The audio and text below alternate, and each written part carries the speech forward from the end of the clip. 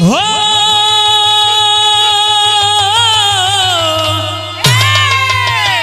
हो मोरी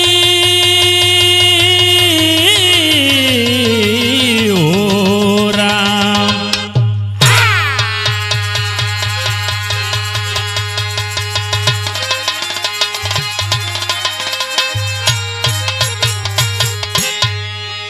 ये बाबू आप लोग के बीच में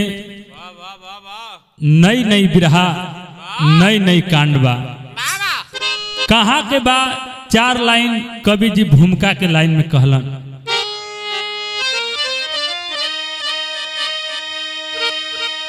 अरे संगत का असर होता व्यवहार पर, अरे संगत की रंगत भी छा जाती है, वहीं पर कुसंगत का लगे आवरण, अरे करती मति मंद बुद्धि को खा जाती है। आज इंसान की ऐसी फितरत हुई, अरे नए परिवेश में लोग ढलने लगे, अरे कुंज कातिल जमाना है शिक्षा जरूरी, साथ पाके गलत सब बदलने लगे।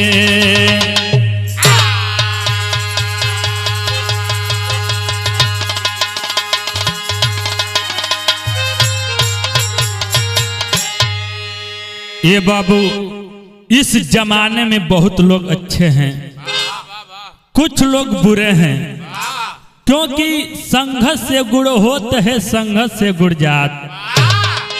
अच्छा लोगन के साथ रहबा, अच्छा ज्ञान मिली, अच्छा बुद्धि विवेक होई, अच्छा अच्छा बात लोग करिहन।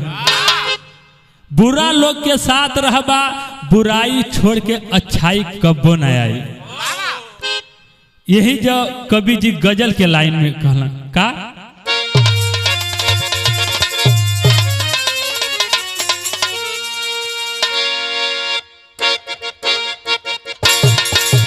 अरे जियो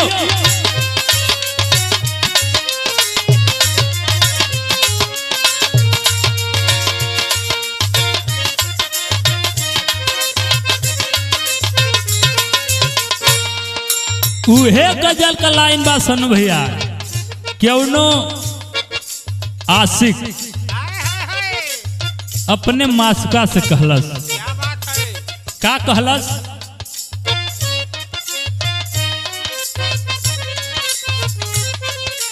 इहे कहलस, ए सोना हो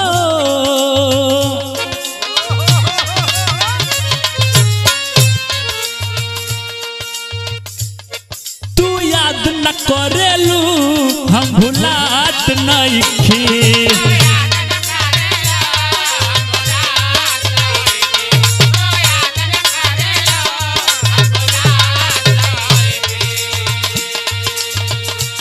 हम माहुर लागेला खाना कहियो खात नइखी।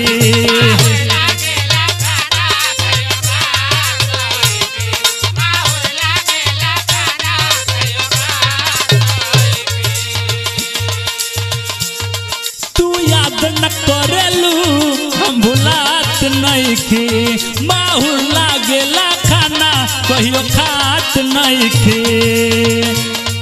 के गैलू हमरा के बेसहारा, अभियो तो के याद के जान रो देला दिलवा बेचारा, हो अभियो तो के याद के ये जान।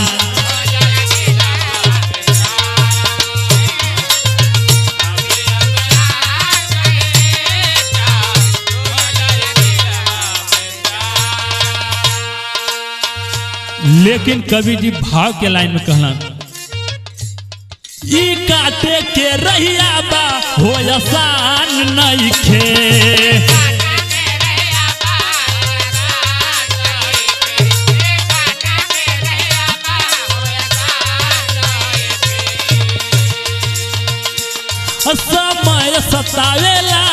का ध्यान नहीं खे।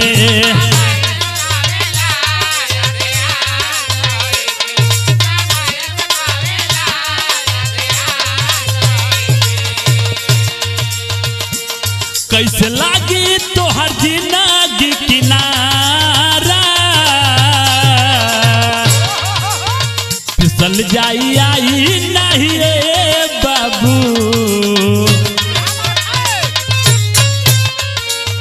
फिसल जाई आई नहीं रे बाबू, मिली न समैया दोबारा, फिसल जाई आई नहीं रे।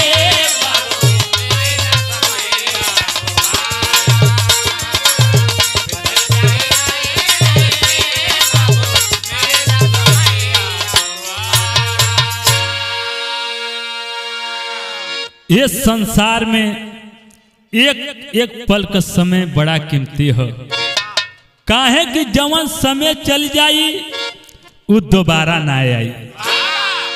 यही जैसे हमरे कहानी की शुरुआत बा, कैसे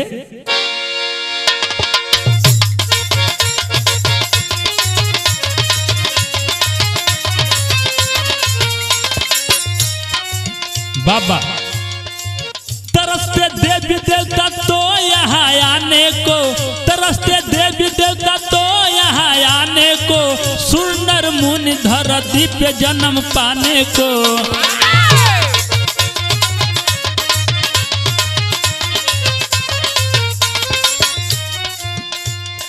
सीता सती और अनसुईया भी आई थी, सीता सती और अनसुईया भी आई थी, नारी तो होता क्या है सबको ये समझाई थी।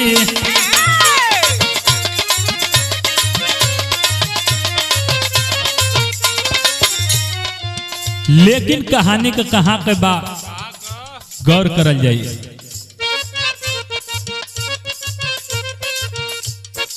लेकिन एमपी का भोपाल गिरा खाई में, सेमरा के मोहन शर्मा रो रहे जुदाई में।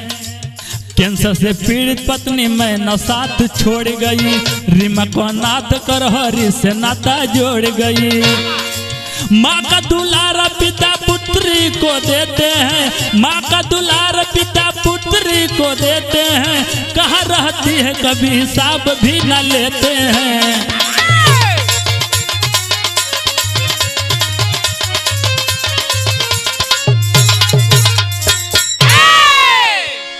ये बाबू कहानी के तनी समझ ले जा। मध्य प्रदेश जिला में एक गांव बा, जौने गांव का नाम सेमरा बा। वही सेमरा गांव के रहे वाला जेकर नाम मोहन शर्मा और उनकर पत्नी का नाम मैना देवी बतावल गई। दोनों जाना के बगिया में एगो कली बा, एगो बिटिया बा, जौने बिटिया का नाम रीमा बतावल गई। जिंदगी बड़ी खुशहाली में कटत है, लेकिन ये बाबू मैना देवी कैंसर से पीड़ित हैं, दुख ना सहात बा। एक दिन अचानक तबीयत बहुत ज्यादा खराब हो गई और मैना देवी ये दुनिया के छोड़ के चल गई। मोहन शर्मा अंतिम दाह संस्कार कैलन। जब उनकर काम क्रिया बीत गई तो अपने रीमा बिटिया के जौन अभी 4 साल के ही बा, ओके लेके अपन जिंदगी काटत हव, बिटिया का पालन पोषण करत हव, एगो माँ का फर्ज निभावत हव।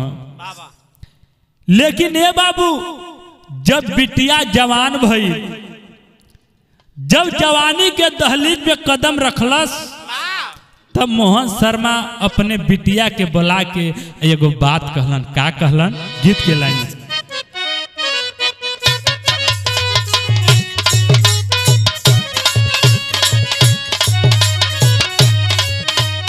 क्यों नो लड़का लड़के से कहलस लो कुछ भैया, का कहलस? और जिंदगी में तोहरा अइला खातिर बा शुक्रिया,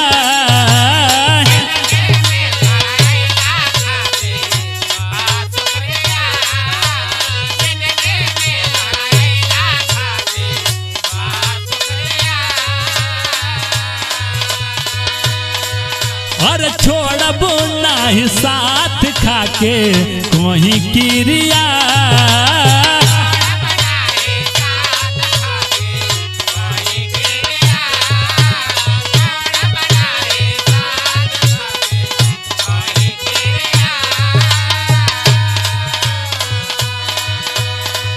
देखला पे मूड हमारी हो जाला ताजा। देखला पे मूड हमारी हो जाला ताजा। जुग जुग जियत रहिया सैया हो बलैया तोहार ले ले हम राजा। जुग जुग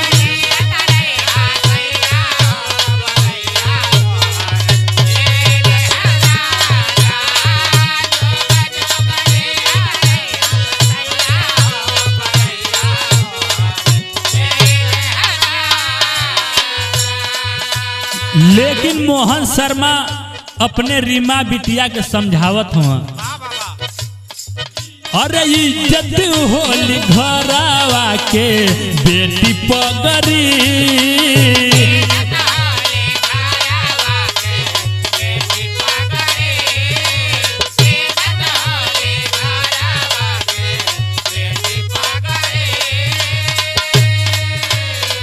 तू ही धरोहर बाड़ू तू ही सगरी। तू ही धरोहर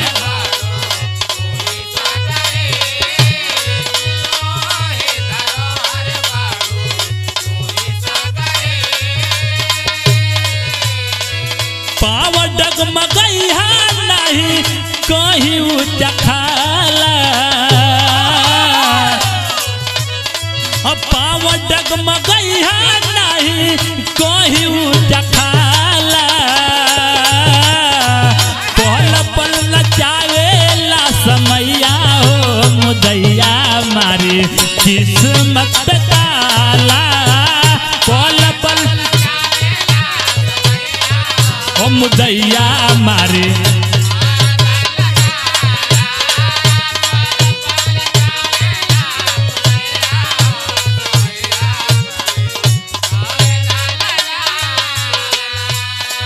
बाबूजी समझावत हम, ये बेटी समय एकता ना होला।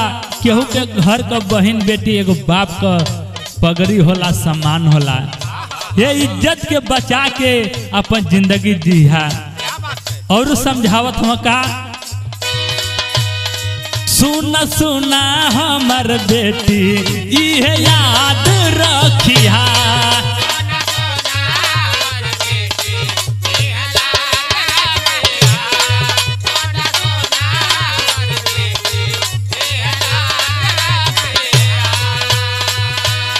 नहीं संगत में जीवन बर्बाद करिहा।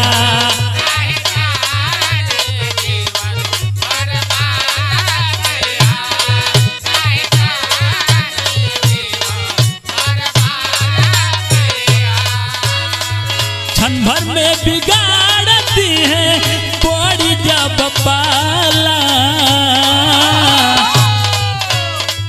क्षण भर में बिगाड़ती है पड़ी जब पाला। पल पल नचावेला समैया हो मुदैया मारी किस्मत पे ताला।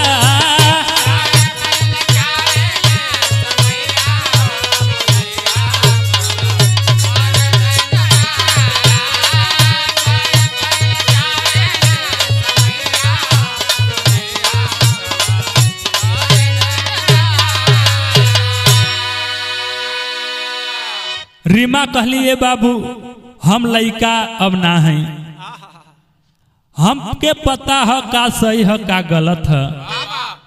माई हमके बचपन में छोड़ के चल गई, हमके कैसे कैसे पाल पोस के बड़ा कैला हो बाबू, हमके कुल पता है। तोहके यह चिंता है ना कि हम कबो गलत ना करब, हमेशा सही के राह पे चलब। लेकिन भइल का यहाँ गीत लागल,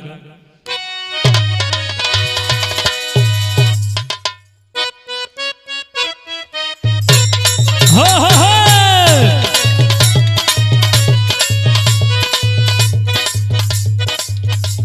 हे बाबू हे गीत लागल क्यों लड़की क्यों सहेली अपने सहेली से कहती है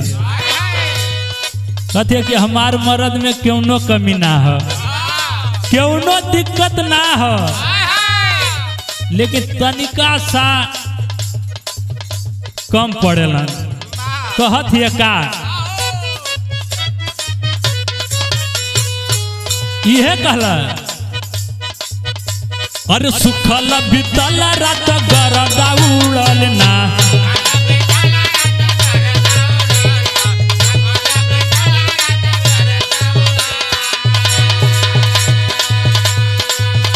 अरे मन जो गए सखी मरदा मिलल ना,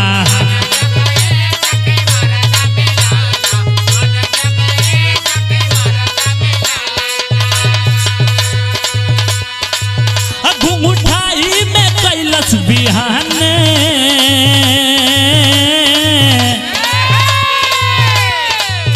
घुंघुठाई में कैलस बिहाने, अरे पिया मोर बहुरा रे चुमा ले बहू न जाने रे चुमा ले बहू न जाने,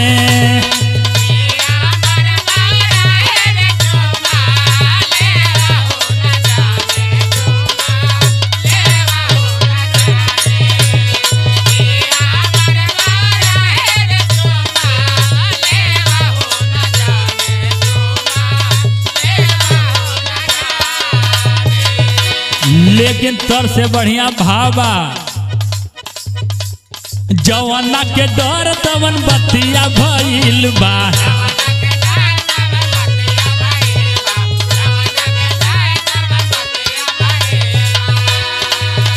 अरे मनवा में बिटिया के घुसल मईल बा,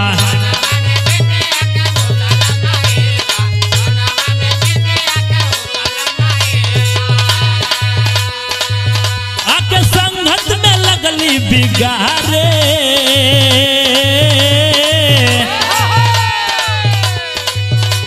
के संगत में लगली बिगारे, अरे दिया लागल जारे न कबहू कहरे उजियारे न कबहू कहरे उजियारे, अरे दिया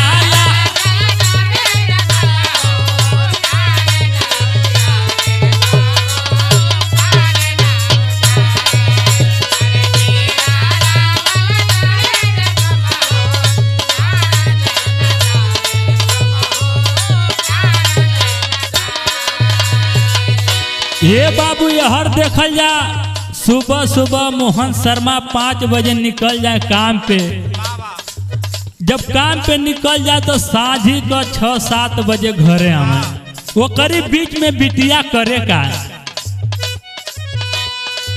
नशीली दवाई औरी पिए दारू गांजा,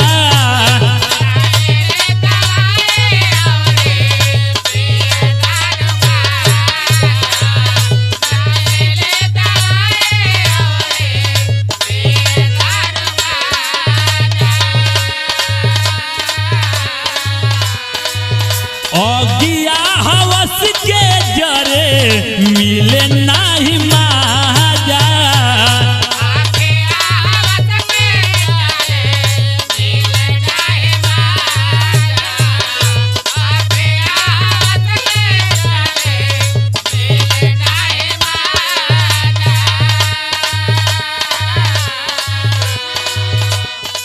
हक बोयाद से अपने नारे,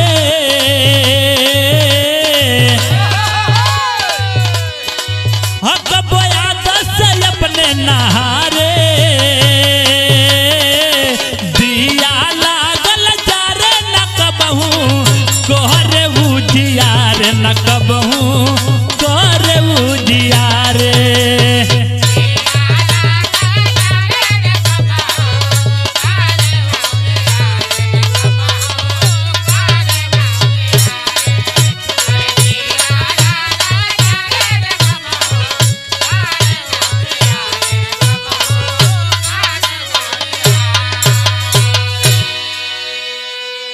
हे बाबू जौने बात का डर रहल उहे भइल।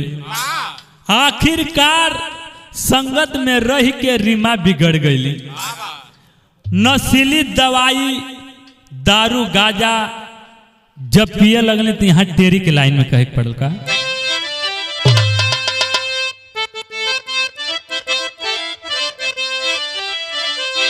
अरे बगिया के कली बैरी बन गई, अरे बिलखता बागवा को से ला कैसन बगिया।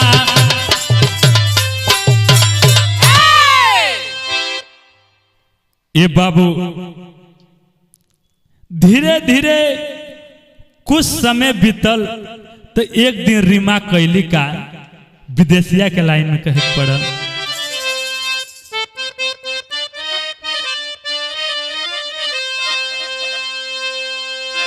अरे एक दिन नशवा में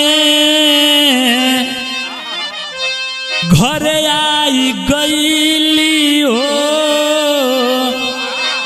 अरे खनवा में बाबूजी के डलली दवैया,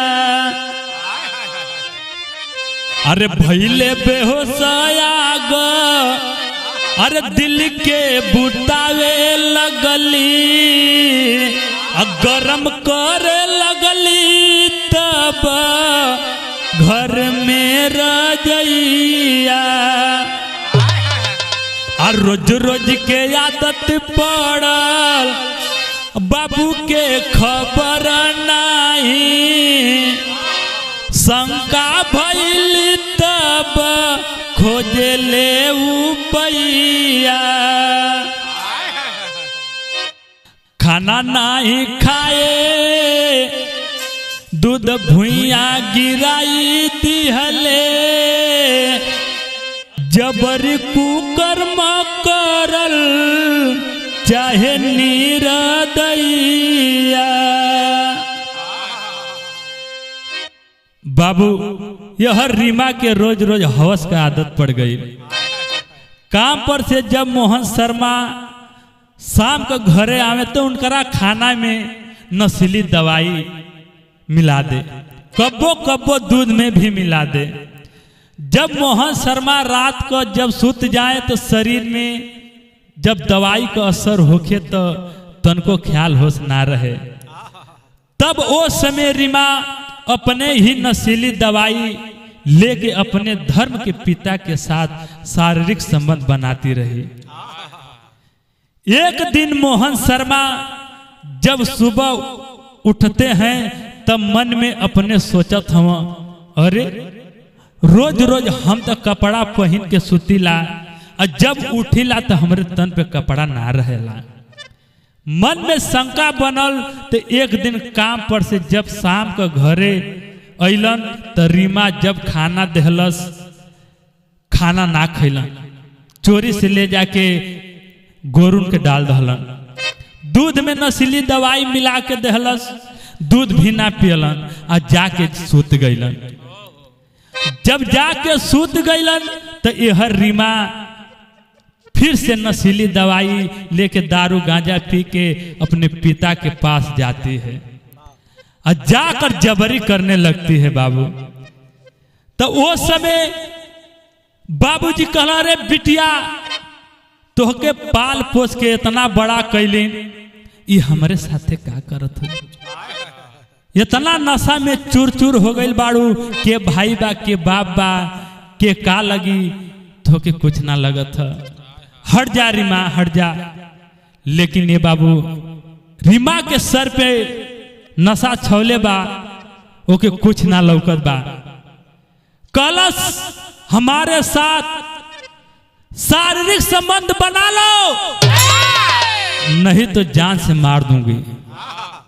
लेकिन ये बाबू कितनो बात पिता हम, धर्म का पिता हम, अपने बिटिया के साथे ऐसा कुकर्म ना करी हम।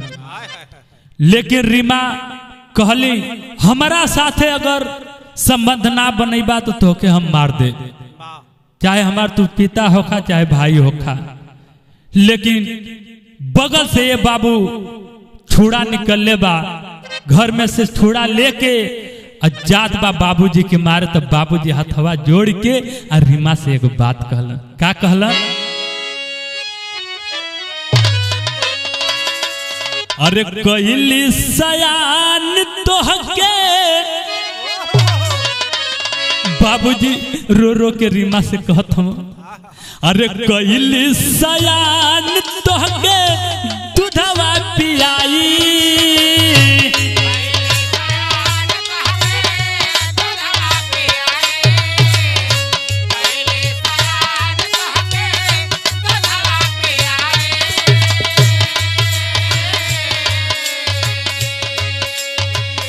कइली सयान तोहके दूधवा पियाई, हमारा के मारा जनी बन के कसाई कसाई।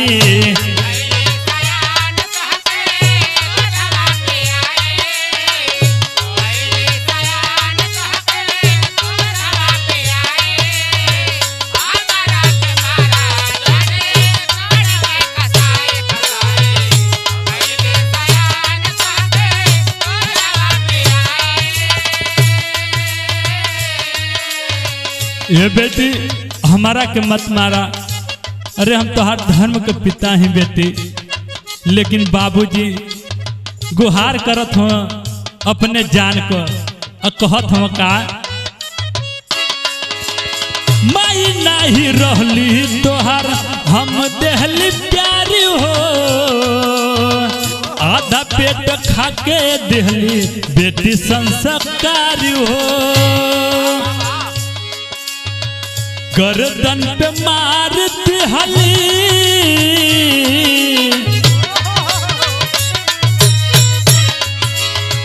गर्दन पे मार दिहली कटरिया चलाई,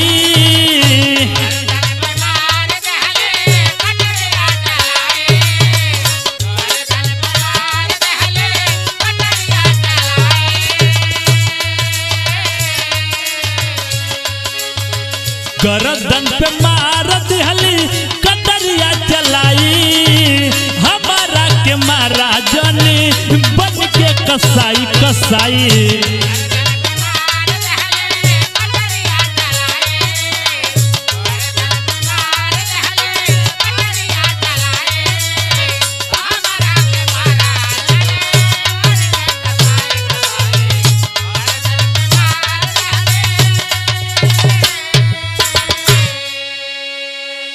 हे बाबू केतनो मना करत रह गइलन मोहन, लेकिन उनका बिटिया मनलस ना, गर्दन पे छुरी चला दहलस।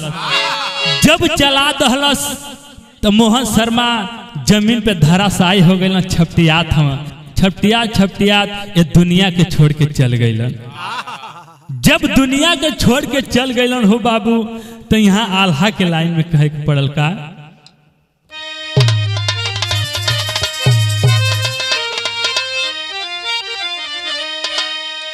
कि अरे हाय, अरे जहाँ गंगा जमुना का निर्मल बपनिया भैया,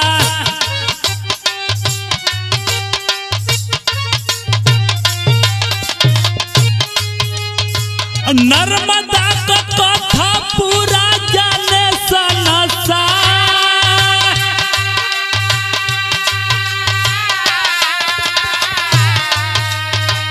सावित्री का कायम बाटे जग में कहानियां बाबू,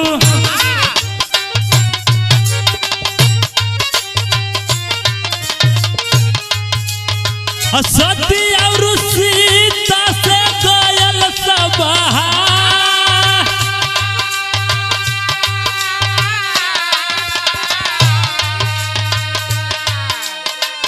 ये ही धरतिया पे पापरी माँ बन के अइली,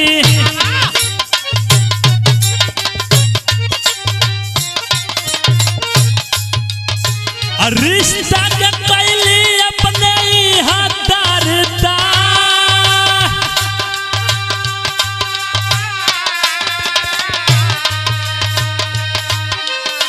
अधू की जमाना गाली दे के पुकारी बाबू।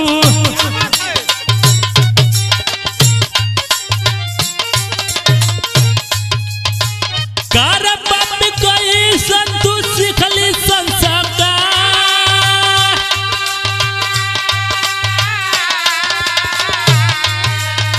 सोचले अपने मनावा में टूटल जा बनसवा भैया।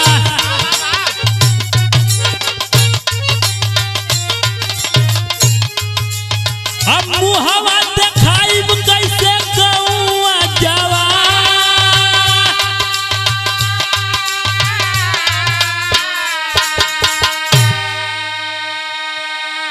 ये बाबू जब रीमा गर्दन के काट दहली तो उनकर जितना नशा रहे कुल टूट गई। जब नशा टूट गई तो छाती पे हाथ पीट पीट के रोवत हैं। अरे बाप रे बाप, नशा में होके अपने धर्म के पिता के मार दहली। आगे पीछे सोचत हैं कि का करी, कैसे ये लाश के छुपाई, ये जमाना हमके का कही। कुछ समझ में ना आवत हो बाबू। रीमा सोचत है और रोवत है, कैसे खड़ी के लाइन में खाए के पड़ा।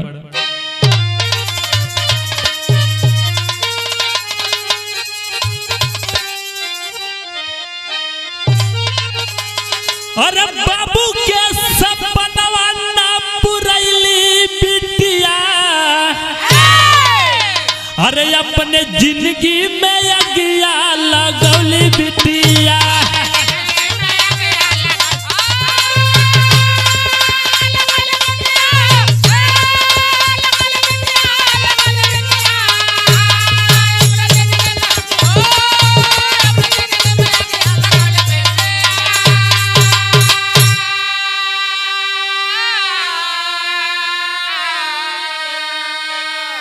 अरे लिख के बयान लिहली फसिया लगाई, अब दुनिया से पापिन गईली पल में मिटाई। अरे छूट के नतीजा देखौली बिटिया, तो अपने जिंदगी में अगिया लगौली बिटिया।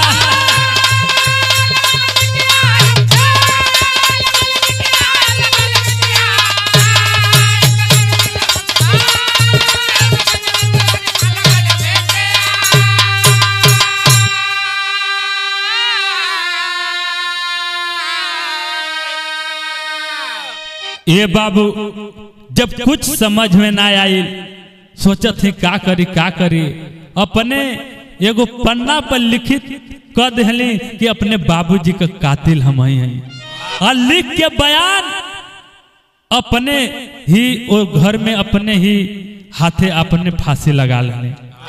और जब फांसी लगा लेने तो रीमा ये दुनिया के छोड़ के चल गई। पुलिस प्रशासन आई जब घर में, तो उस चिट्ठी के जब पौलस, ओहो पूरा हाथ है बिटिया का बा। वही जैसे पत्रिका में, टीवी में, पेपर में नाम छपल, और आखिरी लाइन में कहे के पड़ल का,